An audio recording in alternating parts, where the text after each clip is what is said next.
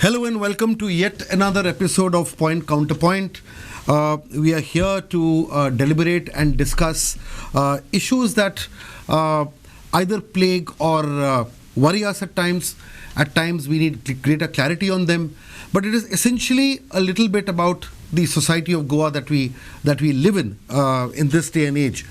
You see, when we were all the people here are all, of course, way past their 40s at least, if not much more. And we've all lived in a Goa which was perhaps a little more genteel and more accommodating when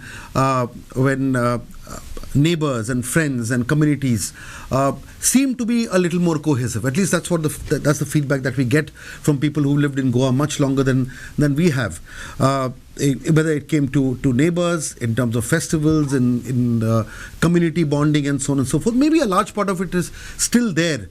But there appears to be, and I'm using this word very responsibly, that appears to be a narrative which somehow seems to be in conflict with the Goa that we all know. There are large sections of people who feel that maybe there is a dot of polarization which may have crept in or not. Certain conversations and narratives that are being heard from the ruling dispensation seems to suggest that there is the other, and there's not one but there is the other. And these are narratives, and most importantly, and I'll get more specific now. Most importantly, there seems to be one charge rather, or one narrative which people are speaking of, that the government of the day seems to be focusing on issues of history which are debatable or not, rather than focusing and compromising on what is basically needed in Goa, and focusing more on issues of the past rather than course correcting a lot of things that need to be done in the present. For instance, your economy, your education, your ecology, and so on and so forth, your jobs. This is the basic context in which we are having this debate, and we are glad that all sides are represented, all points of view will be on the table, and we'll have a good cohesive discussion, because at the end of the day we must all come out of the room a little more enlightened than what we are now. I have with me, and really privileged to have one of the best panels that we could have thought of. We have the spokesperson of the BJP, Rupesh Kavanji. Thank you so much for being with us. The MLA from Aldona, Carlos Ferreira, who's the former AG of the state. Of course, Dr. Manoj Kamath, the principal of the Mallikarjun School in Kankon. Welcome, sir, here. And Father Victor Ferrao, who has been with the Rashol Seminary a long time, but currently the parish priest of the Bori Church. I will start with Father Victor Ferrao and take this order, and then in the next round take the order back. Father Victor, if you could just reflect a little bit on what I've spoken so. Yeah, what we are suddenly finding ourselves or waking up to another Goa, which we have not seen for a long time. Even when Parrikar was our chief minister, there was no aggressive kind of antagonization in the society. We Goan felt always one, and still we feel one. And yet there is kind of confusion, there is kind of fear, there is kind of raking up of unnecessary past, which does not help us to go forward. That's what I feel, because right now, even all over India, the conflict is between memory, history, and harmony. And we seem to choose a memory which is painful. And when we go back to scientific history, perhaps that memory can be found wanting also. So there is this three words I would rather play. There is something called memory. We all share a painful memory, wounded memory of colonial times.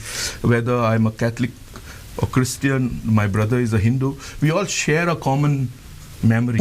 Common past. Though I will say there are several pasts. Who writes the past and who privileges a past from a historiography, from a location, then it becomes history.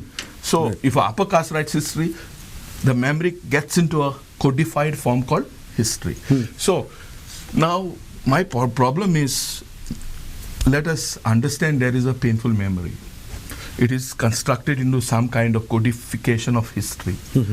Which location, from a location of upper caste, from a location of nationalism, from a location of people of Goa, it is not maybe from a lower subordinated subalterns. History can be written from different Aspects, yes. So what do we want in Goa? What do we want right now? Do we want harmony? Do we want just painful memories to be raked up and wound each other? This is the question. We'll leave it at that. Dr. Kamath, I've been taking off from where Father left off. The idea is, as an academic, as a professor, do you feel that a lot of this has got to do with the current political atmosphere and it'll pass, or do you see that this is a little deeper than that? I don't attribute to the changes what are happening in the society to the political administration, because one thing we have seen throughout India, whether it's Kashmir to Kanyakumari, this kind of things are going on, and what is certainly happening is we are moving from a egalitarian world or a globalized world or something called as globalism towards more of nationalism, more something which is more personalized. And where things get personalized, there is certainly bias expected to creep in. And this is perhaps what is happening. Of course, politics adds little fuel to the fire which is already there. But then now we have seen that the Goa, let us be very specific, in the Goa in which we were born, the Goa in which we lived, we were raised, it was pluralistic Goa, it was broad Goa, it was cohesive Goa. We thought about a well independent identity, at the same time respecting diverse cultures. But then the series of episodes which we have seen, but I don't see any kind of coordinated efforts there. I don't see any orchestration there. But some way or the other, it is very disturbing that the series are more antagonizing, and they are not talking about attachment. The series are more about conflicts within, conflicts with the other groups, and we are not talking about harmony, for which we were named for, which we were famous for. We are not talking about division, mine versus yours. This is mine and this is yours. You were like that and I was like that. And we are glorifying our past for no reasons rather than talking about developmental agenda. So it seems to me, from an academic background, that currently we are harping too much on the stories of the past, which are futile, which will not add any value towards raising our standards of living, towards raising our level of intellectia, towards raising the glory of Goa. On the contrary, we are regressing on all these fronts. Kausha, as a social intellectual and now, of course, a politician in the assembly, how much of this do you think is a political necessity on the part of the ruling party? Do you see that there's a well thought out process, or you feel that this is a bit of a societal course correction that the BJP might want to be doing to restore the balance? First thing, since it concerns matters relating to religion and religious sites and monuments, let us make one thing clear. Anybody who wants to put a claim that this belongs to A or B, today you're barred by limitation. There's no question of you going and saying it's mine. What's your locus standi? The Janma Bhoomi case was expressly excluded from such a claim under the this Protected Monuments Act of 1991. But that is why that's an exception to the rule. But otherwise, if you look at it, the state is supposed to look after governance. The state should look after development. The state should not take sides, because the state looks after every individual citizen in the country. Right. So the state should not venture into taking up these kind of religious matters, because religion should be kept in your home. Religion should not be brought into the public domain and then start putting out narratives. The way and manner in which I'm looking at it is, if you look back in past of Nazi history, you give information drop by drop. They use the word drip, drip, drip.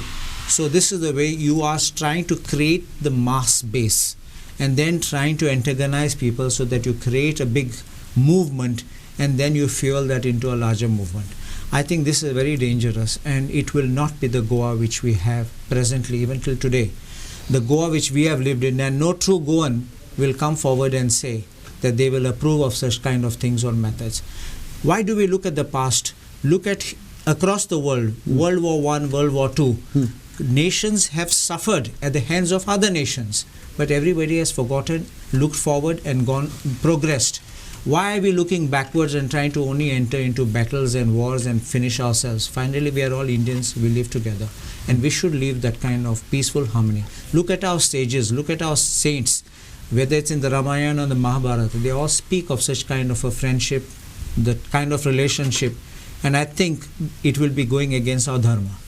Rupesh Kamaji, you've heard all the three speakers. There seems to be again a feeling and narrative that the BJP is planning to kind of not nudge back but push back, in the sense that it wants to course correct. It feels that there are a lot of issues in the past that need to be resurrected and brought to the fore, and hence this whole conversation about temples and so on and so on. But that is, the temple part is only one part of it. That's not the debate, but that's one trigger. Let's put it this way. Yeah, first of all, we are here on the debate where you are asking whether our focus should be on human development or rebuilding temples or forts or monuments or statues. My question is why we should say human development or rebuilding all this. I think it could be and instead of or. We can have human development, government focus should be on human development, development should be the main focus, but that there is no a single option saying that either do this or do that. I think if you see, since even if when BJP government took over in 2000 under Manohar Parrikar, even now 2012 and 2017, BJP has always focused about human development. What is human development? A rich or a financially stable person will take care of itself, but the poor, that is where government needs to focus on. And BJP government in the state as well as center from 2014 or even 2000 has focused on developing or focused on the poor. If you see from 2000 the DSS scheme, Senior Citizen Pension Scheme, the Ladli Lakshmi scheme, the Graha Lakshmi, this Aadhaar scheme, or DDSY, health insurance, are all focused to give more stability to the poor. I think so. Our government has been already focusing. So if you see DSSY pension 1,561 crores per year, Ladli Lakshmi around 725 crores per year, Graha Aadhaar 1,600 and DDSY around 289 crores. So this gives around 4,000 crores per year the government is spending on welfare scheme for the poor, for the downtrodden. Right. So I don't think so it has shifted the focus. As far as the other part, the temple part, I don't think so. Neither the CM, neither the party has talked about destroying some other religious monuments and rebuilding. We have spoken only of rebuilding some structures which were maybe destroyed earlier, and it is there. There is no any claims on in that this. Okay, two quick responses to what you just said. Once, of course, you elucidated the economic development under the state and the schemes that you made. One can respond to that in detail later and have a go deep during the course of the debate. We'll leave that aside for the time being. Let others also respond. We'll keep that aside. But we take your point.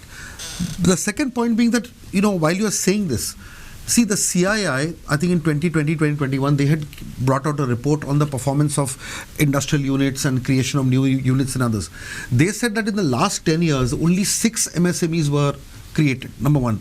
Number two, the ease of doing business index, Goa had slipped to about 24, and so on and so forth. So if there are statistics in that you've put out, there may be counter statistics to say how business has fallen, but that we will deliberate in a bit. But the point being is that, okay, even if we say economic development should go hand in hand with temples, the question that one needs to raise is, where was the felt need to talk about temples destroyed by the Portuguese, number one? Number two, when a conversation like this is made and the CM says that 20 crores has been earmarked to it, then at the end of the day, there must be two things. One is empirical evidence of that destruction and there are a complete mapping of the temples, number one. Number two, audit of the amount that is required, because 20 crores cannot be a blank or cannot be just a random figure. So when 20 crores is there has to be a specific thing on why these 20 crores, because that figure of 20 crores should have also been arrived at. But more importantly than the maths of it, what one would like to know is that what was the thinking behind raising it now, and at the same time, if it is and not or, as you said, and which is absolutely correct, then why are we hearing one part of the and not hearing enough of the other part of the and? These are 4 or 5 broad points which I would like you to respond, then we'll go to. So, as far as the details of the 20 crores which has been kept in the budget, the government will come up with which area and which temples or which part they intend to do. That will come out in the public domain very soon. Okay, we'll wait for that. Yeah, okay. so I think that will clear all that doubts. But intention was never to has never talked about any other religion or any other community. It is purely about some temples which have been destroyed, and it may have some historic importance. See, we have so many historic monuments here, religious structures which are of national, international importance. We have the old Goa, where it is you see for the exposition or for the feast, we have pilgrimage and people coming from all over the world. So we should support, or the government should fund and take care of such areas. So I don't think it is anywhere against any other community. As far as development concerned, I think this, why I have talked about all this scheme, is that government has been focusing on it. Government may have fallen short in some areas, may have recovered in other areas, but government has focused not only in the state. If you see the central government scheme, if you see Narendra Modi's tenure from 2014, his major focus is on the poor. All his schemes are focused to bring up the poor people. So there is no distortion from the government as far as focus on human development. Okay, Father, a quick reaction from you on the issue of the historical aspect of temples and what Rupesh just said, and then I'll come back to Carlos and Dr. Kamal. Yeah, my concern, I'm okay with kind of developing temples.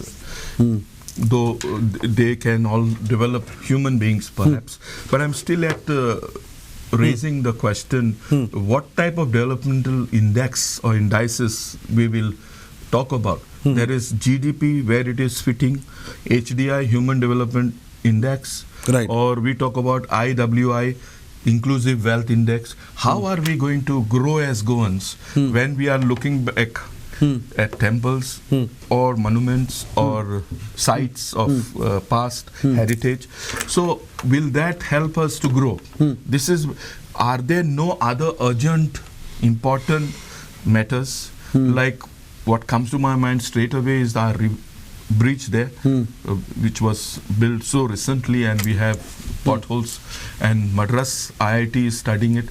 So these kind of urgent important common matters for all Goans and Indians. This bridge will be good for all Indians, not just Goans. No, but what Rupesh ji is saying, and importantly, what he is saying is that why are we saying that we are not doing this? Why are you saying that just because we are building temples, we are not building bridges? I'm only saying the urgency of this. See, there are priorities in life.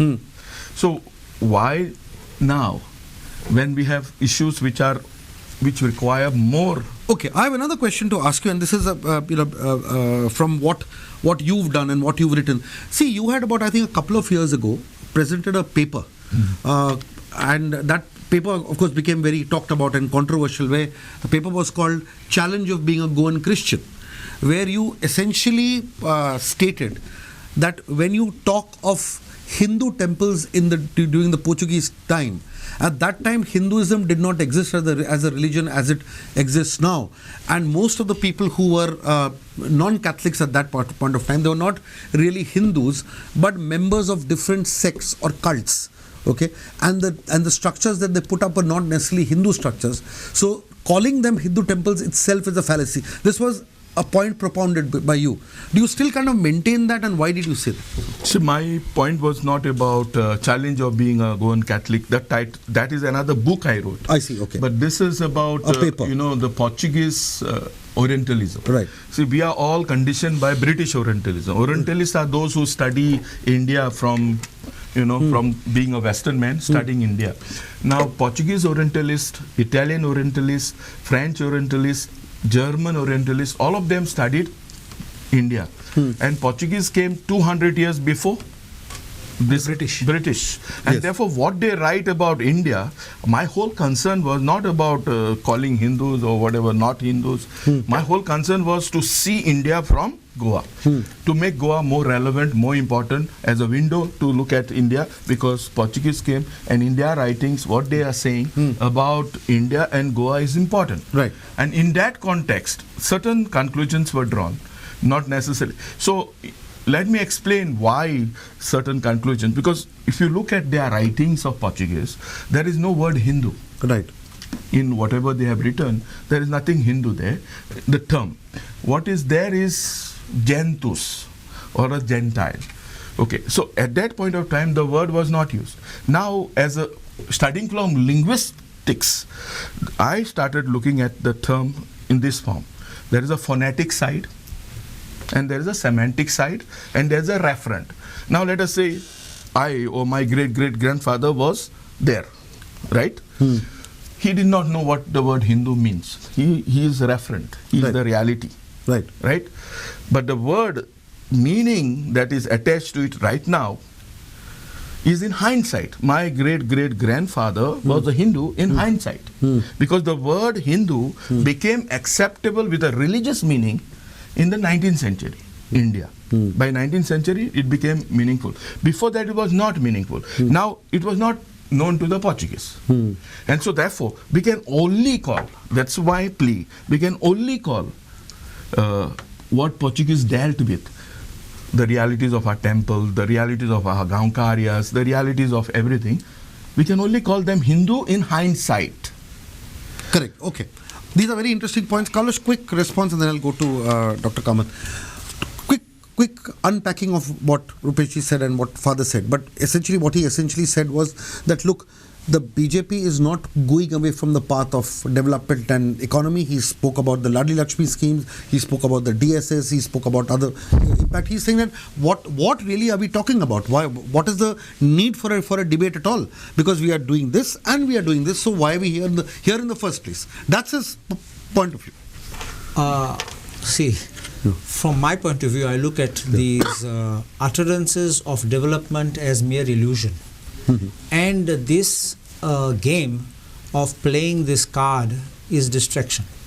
Why do you feel so? I feel it's distraction because you keep the people enamored with that. It's like the opium which will keep you busy, and this side you have no development. You look at it. We don't have to be, we don't have to put every day out in Facebook and all. The roads are not in good condition. The gutters are not being cleaned. There's flooding everywhere. Works are not being completed on time. Contractors are not being paid. People are not being paid their salaries on time. You talk about DSS, Ladli Lakshmi and DDSYS scheme. Are those payments being made on time? For 1 year, 2 years, people have not been paid. Then you say, no, we're conducting an inquiry. This is unfair. First you start giving them and then you stop. But there is evidence of this? Yes, I have got the list of people who have not been paid. I've asked for it and that will be taken up in assembly by me. Because why this kind of delay? And then you say that you're conducting, how long will you conduct inquiry? So this, according to me, is nothing more than to cover up your sins of omission and non-commission of development works. You are causing distraction. This is a strategy also in governance by which you will have this kind of distractions. You will have mega fairs. Now I just want to make one statement to you. We are not against building of any temple. Absolutely not. And for my part, I want to personally tell you, when that Malsa temple was built in Verna, I was one of those who went to vote for it so as to give it free to them. That land of the Verna Comunidad. In Margaon, when I was the president of the Margaon Comunidad, we have given the land of Margaon Comunidad, that Gogod, for mutt at 1 rupee per year. That is the rent which they have to pay. And now I think they have redeemed it by after 24 years, 5 years, you can pay 20 times annuity and clear it off. And I remember meeting the Swami also at that time, because he called me, he wanted to thank me for it. So we have been, all has gone well and everyone has interacted well. So even Rupesh Kamath says that is the way that we have all lived. Professor also says that this is the Goa which we have been in. And we have also been part of that Goa. We have travelled through those years. So this kind of statements, when it especially comes from the government, if certain individuals make, no one minds. But when it comes from mouths of officials or the government, then it is a little disturbing. And that, I think, can destroy the secular fabric of the state. Professor Kamath, why do you think, I'll ask him also later, why do you think it is disturbing? Why is the word disturbing coming? Yeah. Where I'm trying to understand, and people also trying to understand, and a lot of people have expressed it, why is the word fear and disturbance associated with the Chief Minister's statement? Correct. The words fear and disturbing and distrust, I'll add the third word, can be attributed to such kind of statements for multiple reasons. First, now the government for the first time has a very, very stable majority, and what we expect is only government talking about the developmental agenda going forward. But here, when the government talks about rebuilding temples and rebuilding those temples which were destroyed by the Portuguese, of course, I'm happy to hear from the official of the BJP today that they are not talking about destroying a particular monument and building another monument. They actually never said. To be fair, the CM never said that. CM never said it. CM was very clear, and now even the official spokesman is also talking about it. But they are talking about building at the sites where the Portuguese had destroyed temples. But then it is confusing. I'm unable to relate. And then there is a reason. Yeah, my point being, where are those sites? My only contention is that. Where are those sites? I'm specifically talking about the same thing. Yes. In Goa, except for one site, that is the earlier Vijay Durga temple at Kortalim. Other than that particular site which is in question, there are no other sites where the temples were destroyed, and no temples have been rebuilt as of now. Because other sites where the temples were destroyed, those temples have been rebuilt over the period of time, and these temples are existing there. So are you specifically implying about one site? Or are there multiple sites on your mind for which we are awaiting? No, it will obviously be multiple sites because 20 crores cannot be allotted for one site. Absolutely, but then there are no sites as per the empirical evidence. And then whatever evidence you have picked up from is also picked up from the history which is written by the Portuguese. Because Portuguese have documented every possible But where site. is the disturbance? Yeah, the disturbance is about the relevance of this particular decision. The disturbance is also about the timing, because when you have gotten superb majority and then you have no opposition per se, which can be seen on, which can be felt on the ground, there is no reason to come up with this kind of statement.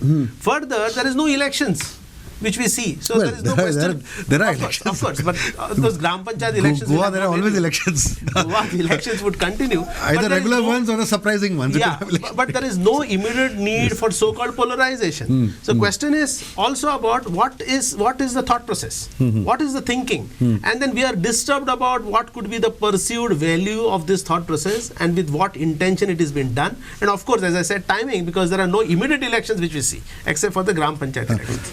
Rupesh, one quick question. See, coming to the politics of this, because no discussion of this will be even halfway complete unless the political spin comes into it.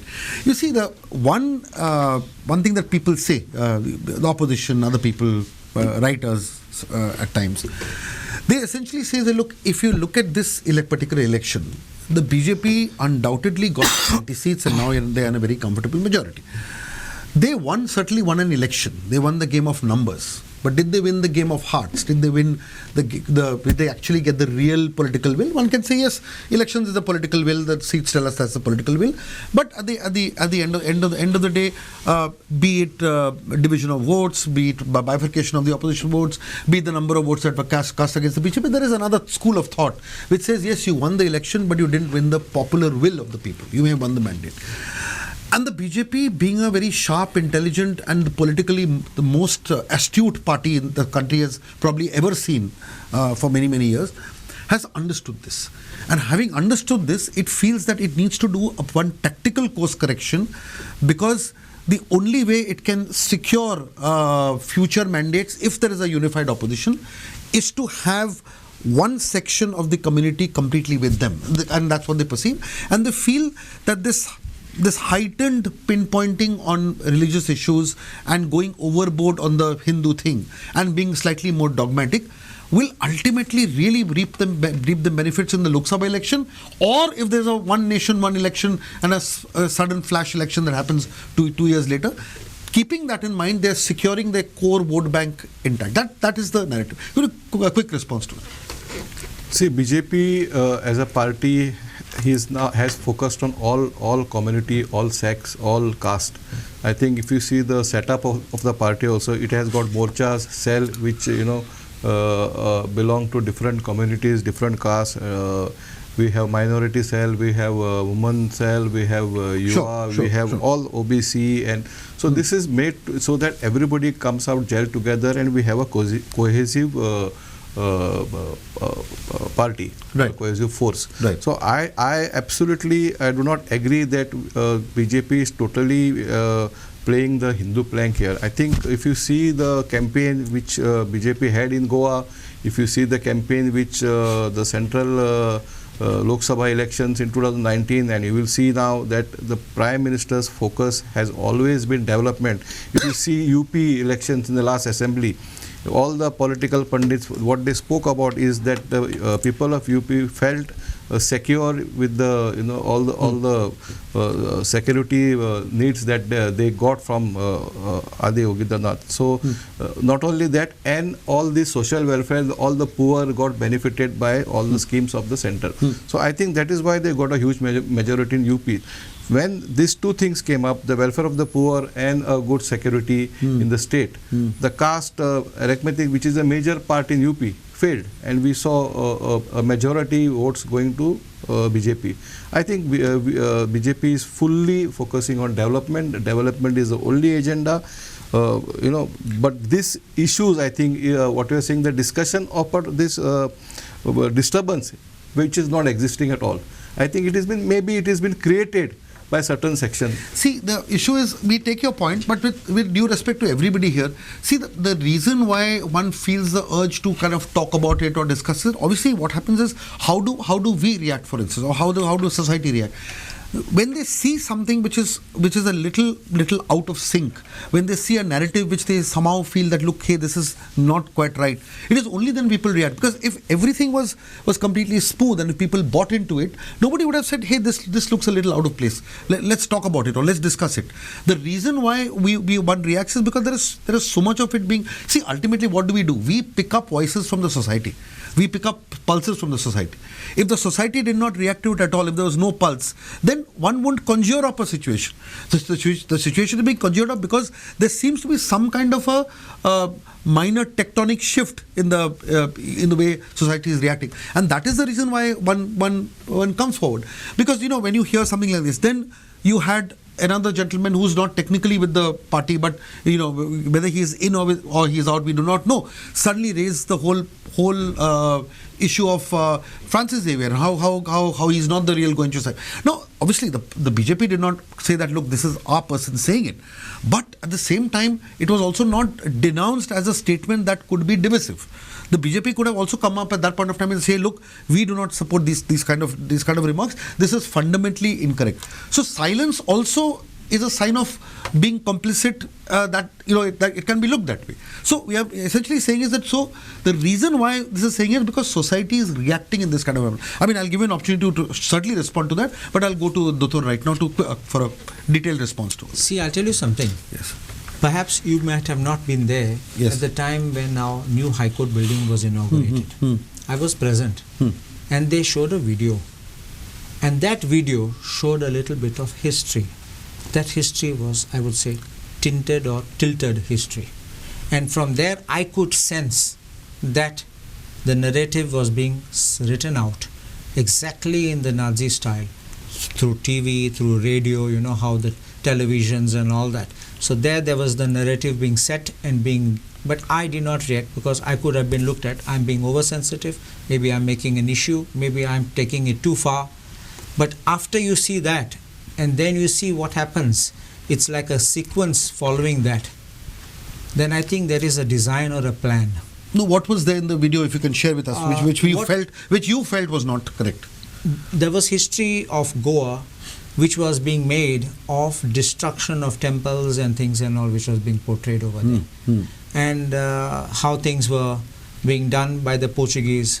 And that time the Chief Justice, even Ravi Shankar Prasad was the Law Minister of India, who is still, I think, he also came and spoke this and that and all against the Portuguese. But the Chief Justice of India, Chief Justice Bobde, he spoke in favor of Portuguese legislation, Portuguese law, the Portuguese Civil Code, if you remember that. That was then it hit headlines despite all this. But this is the way it was sought to be disseminated slowly and drip, that's why I use the word.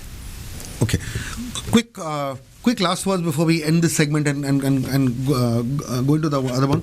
What Rupesh says is, look, there is really no need to kind of get into this narrative, because that was never the case. Yes, please. There's one small aspect I forgot, was about the 20 crores. Right, sure. Because you mentioned about 20 crores. We don't know the manner of allocation or the manner how it will be spent. Yes. But if they can spend about 5 or 7 crores on one day's 16-minute inauguration of the ceremony, this 20 crores will just go down the drain. Rupesh, quick response to only this point, then I'll go to him.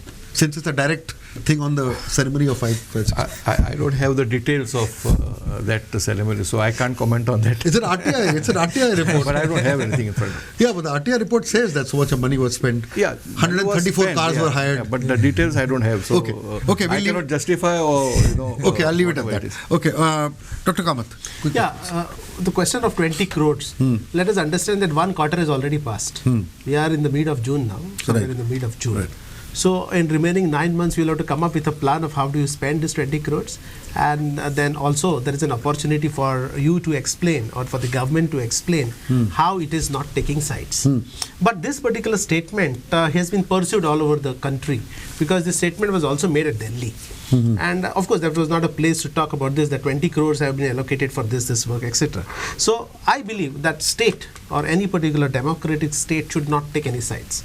A democratic, legitimate state should not talk about religion, and not a particular religion as such. And democratic state must always be accommodative. And when these are the principles or tenets of any democratic state, that you need to be accommodative and you should not talk about a religion and you must not take sides, again the same question. What is the thought process? What is the intention? What is the timing? And whether this particular issue was relevant? Okay. One last question to Father before we take a short break. Now the thing is, look, the point here is that, of course, the fact that the Portuguese were in Goa, ruling Goa for 500 plus years, is a matter of fact. Now the issue is that there's a lot during that time that happened, which set the base for, say, administration, governance, laws, and so on and so forth. Now, should we have a situation where all of that is completely erased and we start with a clean slate? Or there is a lot from that time which can be still taken on board, and which we are still taking on board now? There's certain systems that we are taking on board, which ultimately kind of helps us, and we should be talking more about that. Or should we say, look, that is one part of history that should be set aside. We have our freedom, quote unquote, and we should start afresh in a new India, assimilating ourselves into the new India, and not really relying on the benefits or otherwise of the past. Actually, I must agree with you that we have to take forward whatever we have. Unfortunately, we will never be able to erase, whether Portuguese or English, whoever, they have done. If you see, Portuguese brought chilies, Portuguese brought, enriched our so-called... Beyond that, I'm talking of laws and codification. Even then, see, can you wipe off the cashews that were brought by the Portuguese? Can you wipe off the mangoes that were brought? I mean, even the whole ecology is enriched by them. Then comes the legal systems, then comes the bureaucratic system, recording systems. All those things are there. Before that, who was recording our births? Who was recording our deaths? Who was recording our marriages? So, you see, we cannot start on a tabula rasa. And this is always a selective thing. That something wrong. But what is there, everybody is using. In fact, whatever our food has come from has a lot to do with Indo-Portuguese situation. Right. Architecture. Right. You look at anything. So therefore, I mean, we feel disturbed when you select something and then it becomes a stick to beat the minority. Why do you feel so? And is it something that you feel as a practicing priest, as a theologist, or do you see that this is a larger sense? And of course, others will react to it as well. But tell us, what made you make that remark? See, what happens, the context in which we spoke about was whether we can erase everything that the colonizer did, and we can reach a kind of a tabula rasa. In fact, from that point of view, when selectively we choose, if you look at it, we tend to forget who came out of this Portuguese, 450 years rule economically benefiting? Which are the business houses that came out of Portuguese rule, who were dominating and still maybe looking bigger even now? The mining companies also, to a large extent. So yes, I'm referring to them without naming. Right. So therefore, there are things which look to me, based on personal kind of reflection, not necessarily as a priest, but as an academician or intellectual who likes to look at things, should that be the only issue? So that is why, see, who were the friends of the Portuguese during the time of 450 years of Portuguese rule? right. Who were the friends? Who invited the Portuguese in the first place? So all these kind of, issues are there, and yet only few things are selected over the minorities. Sometimes they directly attach them to the minority. And then that's why the point came. It's like a stick hitting the minority. Okay, I'll ask Rupesh to react to it in a bit. But do you feel, Dr. Kamath, I mean, you being a liberal and, you run a college, there are so many people coming into it.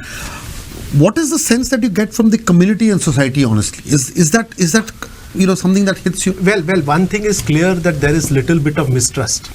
There is little bit of a doubt against the dispensation. And of course, naturally, when these things happen, you point out fingers to the political dispensation. But as I said earlier, I don't see any orchestration from the political angle.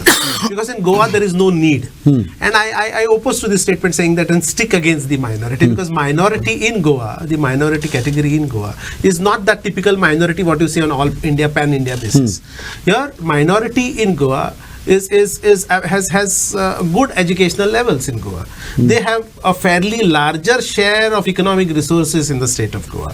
If you look at the political power which minorities enjoy, again, it is undisputed. So nothing or no political power or no agenda or no bias can ever be called as a stick against the minorities, because here minorities don't fall in the definition of minorities as we see it in pan-India. But certainly, when some 2-3 events like this happen, when the government announces, say, X amount of money, when there are other developmental agenda which could have been taken from that 20 crores, of course your priorities are wrong.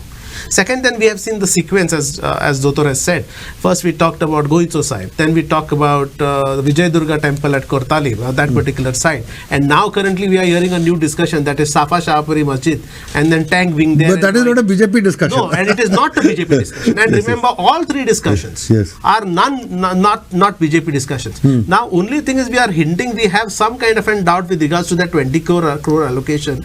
I think that would dispense once they come up with a proper procedure or a proper policy about what is it. See, the only point that I have here is that I feel that the government of the day, when this kind of supposed unease is going on, should come out very clearly and say, look, the statements made by people who are not a member of our party, or academics and others who've spoken about this, they are, quote unquote, I'm using a very popular phrase now, fringe elements, and hence we are. So the way the BJP distances itself from Nupur Sharma's remarks. No, there is a difference. Nupur Sharma was a part and parcel of the BJP, speaking from the BJP's. So my point being that if Nupur Sharma being part and parcel of the BJP could be called a fringe element, because the BJP realized the impact of statements like this, I feel similarly in Goa, when one gentleman who's not with the BJP, was completely with RSS and very close, turns around and makes, I don't want to glorify him, that's why I'm not taking his name, not because of any other reason. When he makes comments on Goencho Sahib, and then he talks about this particular masjid actually being a temple, and he speaks about the Sankwal Lady of Health Church and suspects that there is a temple there, he is not a part of the BJP. So if the BJP could call somebody who's their spokesperson, a fringe element, taking responsibility and saying, look, we are distancing ourselves from these kind of comments, the government of the day in Goa should feel even more confident to declare that person as a fringe element and say, look, we are distancing ourselves from this. I'll ask Rupesh ji to react to this. I'll just quickly go to Dr. Now let us wear your MLA of Aldona's hat, okay, and respond to the earlier point that I was making on the fact that there is a political necessity for the BJP to do it. Of course, Rupesh ji countered that completely, but what is your point of view? First thing, I will answer from the point which you have asked me of from as an MLA and things. Yes. But just let me make one small thing to add what Dr. Kamath has said. You see, and what you have also strongly stated, the silence of the BJP, of the government, not of the BJP, of the government. Even I had mentioned in response to Nupur Sharma's statement and Naveen Jindal's statement, government was silent, the BJP reacted and made a statement, but the Embassy of India in Qatar released a statement dissociating from the tweets of the fringe elements. Now they went on record. Now if you recognize, because it has to be a statement of the government of India, if you recognize these as fringe elements, the first thing you would have done for anybody is you register an FIR and you have them arrested, which you have done in other cases. So therefore, why did you sleep? So now when these kind of statements happen in Goa, how do you stop this? Because otherwise you are party to it. Or I would believe you But let me clarify, the kind of statements Nupur Sharma was making has not happened in Goa. No, but no. We are talking of certain elements that Correct. the RSS education is But doing. if you look at it, in the fallout of it, the comments which we see on Facebook sometimes are very derogatory, which are not. Because if you stop the boss, all others fall in line. You look at that. Now you asked me about in the constituency as an MLA. Let me be honest with you one thing. Towards the end of my electioneering, there was narrative being played. And let me say it frankly and loudly, because I've got the recordings of it. By saying we have given a chance to a Catholic, now let us give a chance to a Hindu. It didn't sell. The people were wise, people were literate, people knew, and they discarded this kind of thought process and brought me. So it's not that it was not there. It was there by WhatsApp, it was there by so many means, it was there also by messages to people, but I chose to ignore it. Because I only reacted. If you note, there was one video where I said, people asking for votes in the name of religion, ask them where they have reached and where they are today. Because you can't try to enrich yourself and keep people poor there. Keep people without jobs. Keep people without development and say that we should vote for a Hindu. That was the way it was going on. Okay, beyond Aldona, if you look at a pan-Goa situation,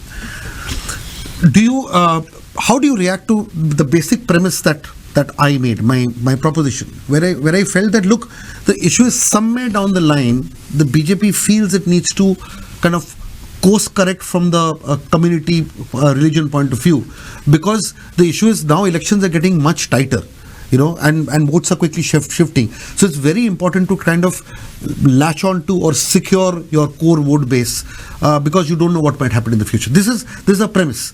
Do you agree or disagree, and what are your points? See, I'll tell you one thing. I may not, it may be an experiment which the BJP is trying out.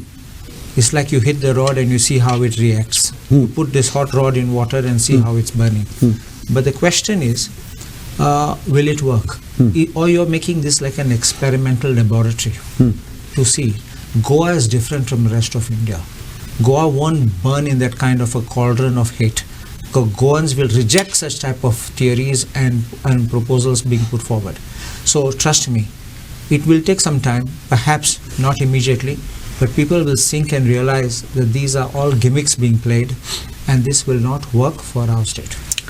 Rupesh Babu, why didn't the party or the government make any remark on the remarks made by the RSS educationists on either Goenka Sahib or the comments that he's making recently? Yeah, I will answer that, but before that, I want to clarify, respond that we are sitting here on the debate on the context of statement made by Honorable CM regarding the allocation of 20 crores to rebuild temples. That's one of them. First of all, I would like to appeal, or I would like to feel that people of the certain community of Christianity should not relate themselves to anything called against Portuguese. I think this is one part.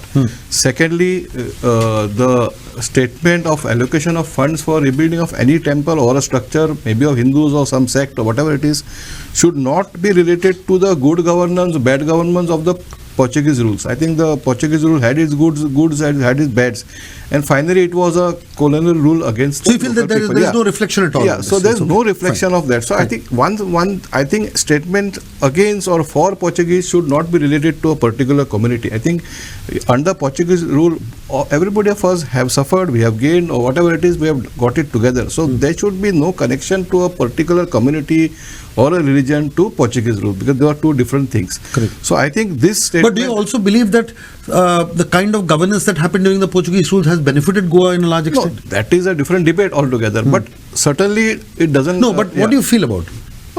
See, a colonial rule is a rule, a rule of outside. I think our independence is our independence. No, the So conquering that is- system, yeah. the community system, the record-keeping system, as the a laws. system, just because they had atrocities against us, that doesn't mean that there are no goods under Portuguese rule. They say their laws may be good, some laws may be good, Right. some laws may be bad.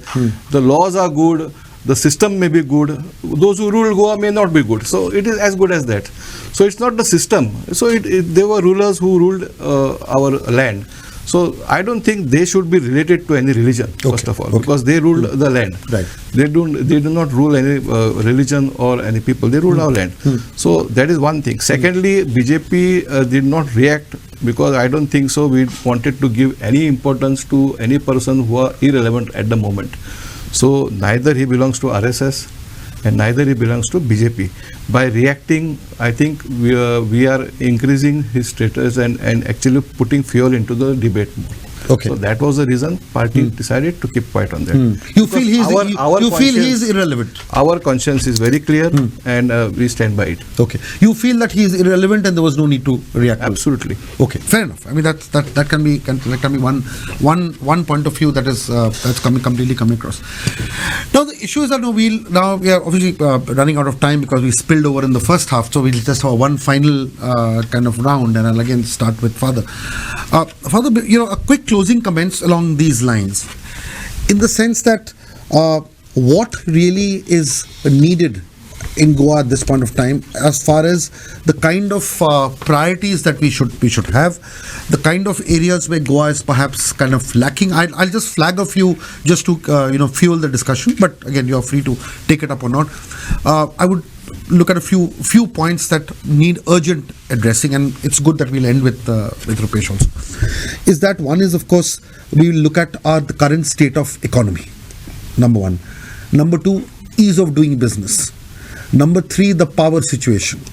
Number four, the ecological and the economic challenges that Goa has.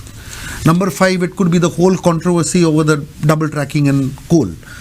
Number six is the brain drain and the kind of talent that we are losing to other countries, and our own boys and girls are moving out and not necessarily coming back. Number six could be challenge to our entire identity and culture. Number six could be ease of doing business is one. The ease of living and the pressures of living in Goa now also is going up. I mean, we forget the towns. We are looking at places outside in the remote areas. You find a lot of land acquisition happening due to projects, and compensations are not happening. There are skirmishes going on between society and people and the government. You have flood affected victims whose compensation needs are not fulfilled in many places. You have fields that are being filled with construction debris, and farmers are losing their fields because the fields are getting clogged and getting flooded. I mean, I could go on and on and on and on all these issues that are there. It's a challenge to any government. But I'm just saying, if you can just look at and then balance that with the narratives that we have now, and which way should go forward. Let's look at it from a solution looking forward point of view. Let this round be over. Yeah, I thought we are getting out of a disruptive COVID of 2 years. Yes. I think we, instead of getting into kind of a disturbed, divisive kind of a mood, which has triggered this debate, I thought maybe it's important that we begin with a lot of trust, and the way trust can be built so that all of us can build Goa together. This is one first thing that we could.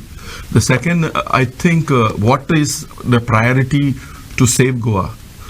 There is an anxiety about Goans having an anxiety about double tracking. Goans have an anxiety about coal.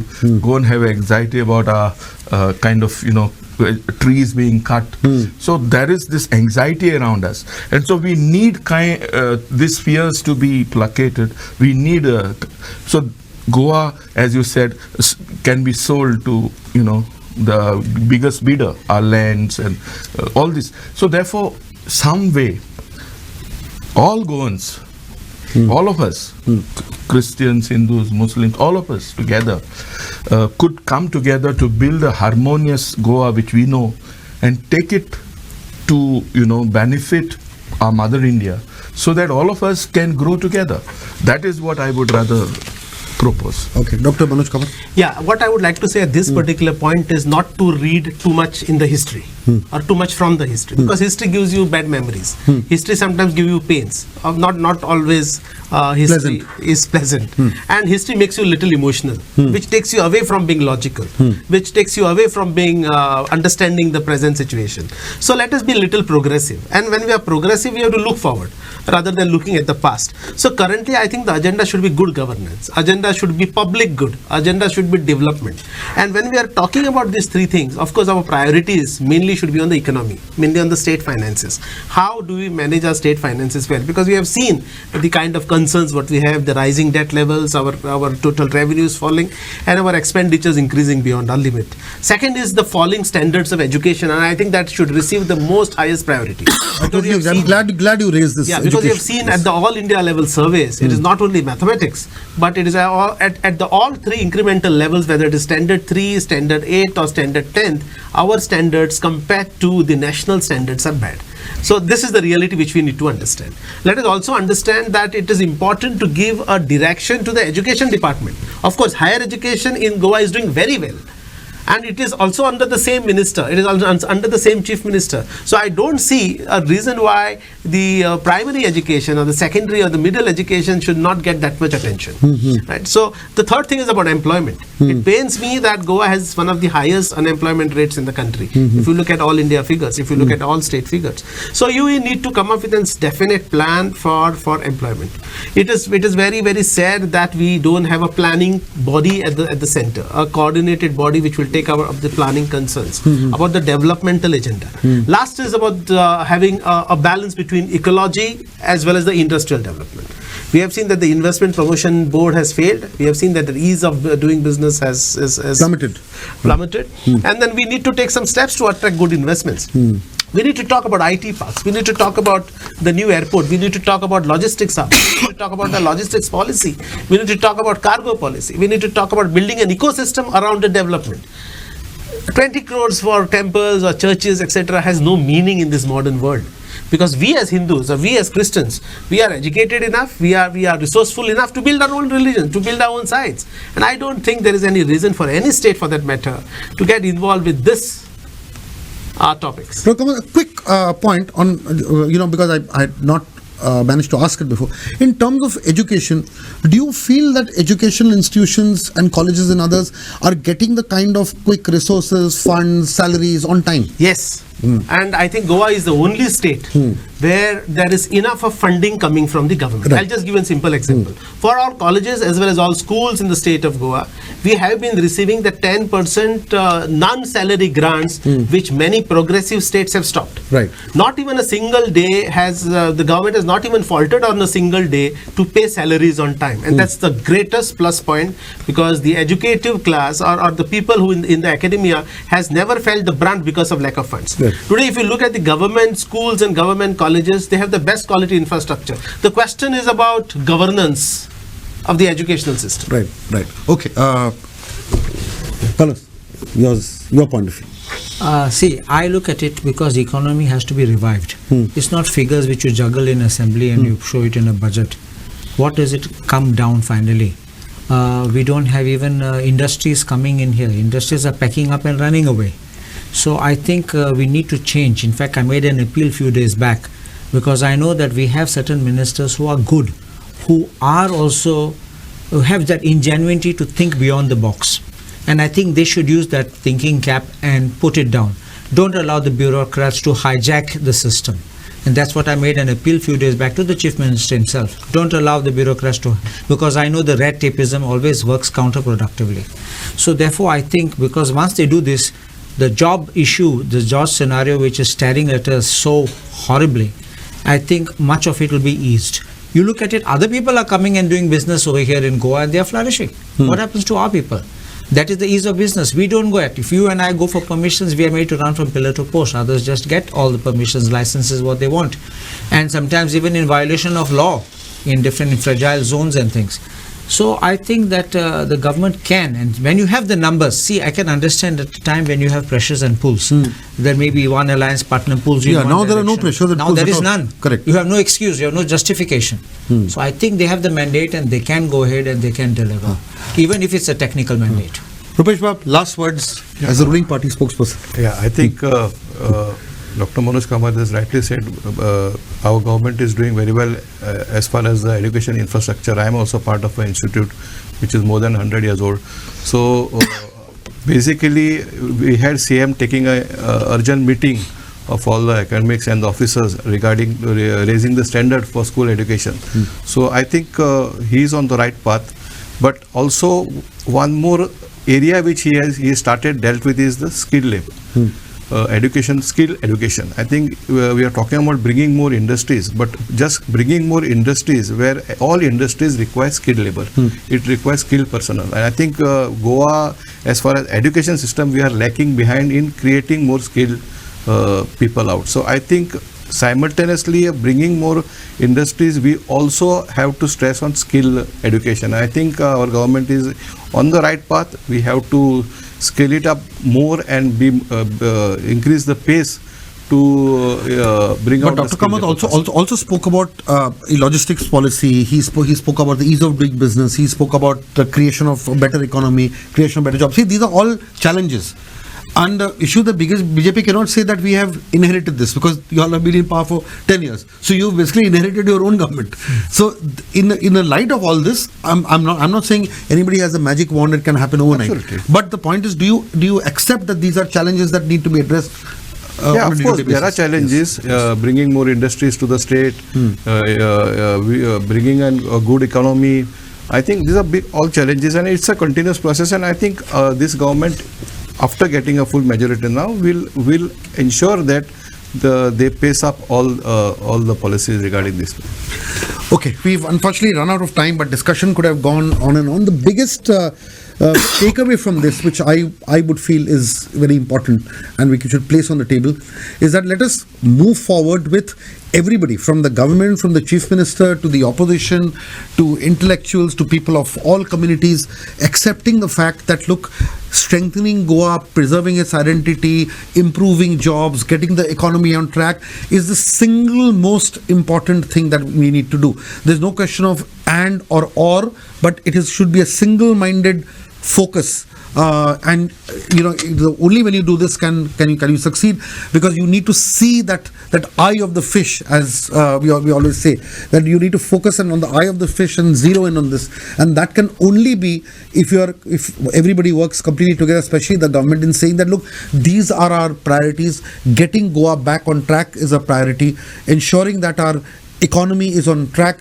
Ensuring that we do not end up taking loans to pay either salaries or fund other projects or pay interest on old loans. These are all things that we need to kind of look at, because at the end of the day, the government has to govern. It has to make laws, it has to govern, and it has to give a better life to the people of Goa. I think that should be a fundamental priority. Other things can be debated, other things can be got into the narrative. And so, for instance, just after an election, I think that should be the only focus, which I'm glad that all of us are in agreement with. Let us look forward to more such healthy debates and discussions to course correct and clarify any doubts that people might be having. Thank you very much.